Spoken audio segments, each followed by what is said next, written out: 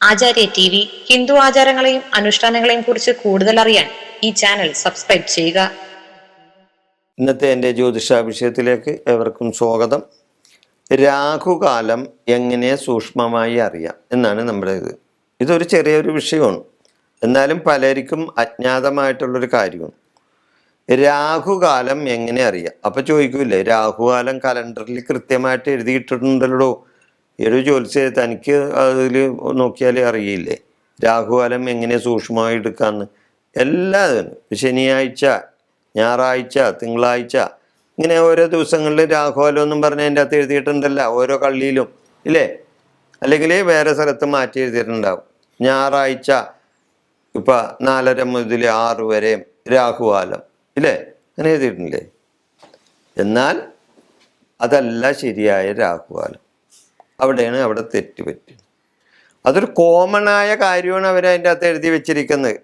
കോമണായിട്ട് കലണ്ടറിൽ കാണിച്ചിരിക്കുന്നതും അതുപോലെ പഞ്ചാംഗത്തിൽ കാണിച്ചിരിക്കുന്നതും ഒരേ സമയം തന്നെയാണ്, അതിൽ വ്യത്യാസമൊന്നുമില്ല. എന്നാൽ കലണ്ടറിൻ്റെ അടിയിൽ അല്ലെങ്കിൽ പഞ്ചാംഗത്തിൻ്റെ അടിയിൽ എവിടെയെങ്കിലും എഴുതി വെച്ചാറുണ്ടാവും. അതായത് സൂര്യോദയം 6 മണി എന്ന് നിജപ്പെടുത്തിയിരിക്കുന്നു, സൂര്യോദയം 6 മണി എന്ന് നിജപ്പെടുത്തിയിരിക്കുന്നു. അപ്പം സൂര്യോദയം 6 മണിയാണെങ്കിൽ ഈ പറഞ്ഞ കലണ്ടറിലോ പഞ്ചാംഗത്തിലോ ഉള്ള രാഹുകാലം കറക്റ്റായിരിക്കും. സൂര്യോദയം 6 മണിക്ക് തന്നെ സംഭവിക്കണം. അത് സംഭവിക്കോ? ഇല്ല. അപ്പോൾ അവിടെ വ്യത്യാസം വരില്ലേ? സൂര്യോദയം 6 മണിയാണെങ്കിൽ ഈ രാഹുകാലം കലണ്ടറിൽ പറയുന്നത് കറക്റ്റാണ്. സൂര്യോദയം 6 മണി കഴിഞ്ഞിട്ടാണ് വരുന്നതെങ്കിലോ അപ്പോൾ അവിടെ രാഹുകാലത്തിന് വ്യത്യാസം വരും ഇല്ലേ? ഒരേ ദിവസത്തിൽ വരുന്ന സൂര്യോദയം 6 മണി തന്നെ ആകണമെന്നില്ലല്ലോ. 6 മണി കഴിഞ്ഞേ ഉദയം നടക്കൂ.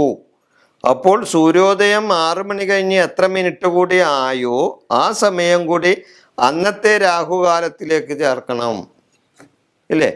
ഇപ്പം 4:30 മുതൽ 6 മണി വരെ എന്ന 1.5 മണിക്കൂർ ഞായറാഴ്ച രാഹുകാലം കലണ്ടറിൽ എഴുതിയിട്ടുണ്ട്. 4:30 മുതൽ 6 വരെ.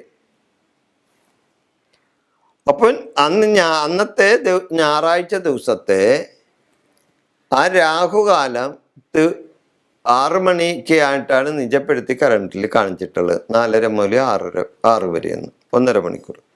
എന്നാൽ അന്നത്തെ സൂര്യോദയം എത്ര മണി മുതൽ എത്ര മിനിറ്റ് വരെ ഉണ്ടായെന്ന് നോക്കണം. അപ്പോൾ 6 മണി കഴിഞ്ഞിട്ട് ബാക്കി വരുന്ന സമയവും കൂടി ഉണ്ടാവും സൂര്യോദയത്തിന്.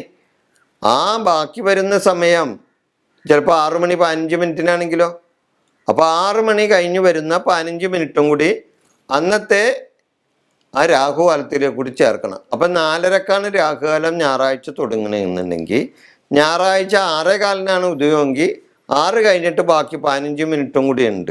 അപ്പം 4:30 + 15 മിനിറ്റ്, അപ്പം 4:45. അപ്പം 4:45 രാഹുകാലം തുടങ്ങുള്ളൂ. അത് തന്നെ ആ 15 വിട്ട മിനിറ്റ് അവസാനത്തെങ്കിലും കൂട്ടണം. 6 എന്നുള്ളത് 6:15 ആവും അല്ലേ? 4:45 മുതൽ 6:15 വരും. അപ്പം രാഹുകാലം സൂര്യോദയം 6:15 ആണെങ്കിൽ അപ്പോൾ രാഹുകാലത്തോട് സൂര്യോദയത്തോട് 6 മണി കഴിഞ്ഞിട്ട് സൂര്യോദയം കഴിഞ്ഞ് 6 മണി കഴിഞ്ഞാൽ സൂര്യോദയം 6 മണി കഴിഞ്ഞാൽ ബാക്കി വരുന്ന സൂര്യോദയ സമയത്തെ രാഹുകാലവുമായിട്ട് ബന്ധപ്പെട്ട് സൂക്ഷ്മപ്പെടുത്തിയാൽ അന്നത്തെ രാഹുകാലം എത്ര മണിക്ക് തുടങ്ങും അല്ലെങ്കിൽ എത്ര മണിക്ക് അവസാനിക്കുമെന്ന് നമുക്ക് പറയാൻ പറ്റുള്ളൂ. ഇതാണ് രാഹുകാലം സൂക്ഷ്മപ്പെടുത്താൻ പഠിച്ചിരിക്കേണ്ടത്. അല്ലാതെ കലണ്ടറിൽ കാണുന്ന അതേ സമയം തന്നെയല്ല രാഹുകാലം തുടങ്ങുന്നത്, അതിൽ നിന്ന് വ്യത്യസ്തമായിരിക്കും. ഈ കാര്യം ഞാനിവിടെ സൂചിപ്പിച്ചുകൊണ്ട് ജ്യോതിഷ സംബന്ധമായ കാര്യങ്ങൾക്കായി നിങ്ങൾക്ക് എന്നെ വിളിക്കാം. പ്രോഗ്രാം അവസാനിപ്പിക്കുന്നു. നിങ്ങൾക്ക് നന്ദി, നമസ്കാരം.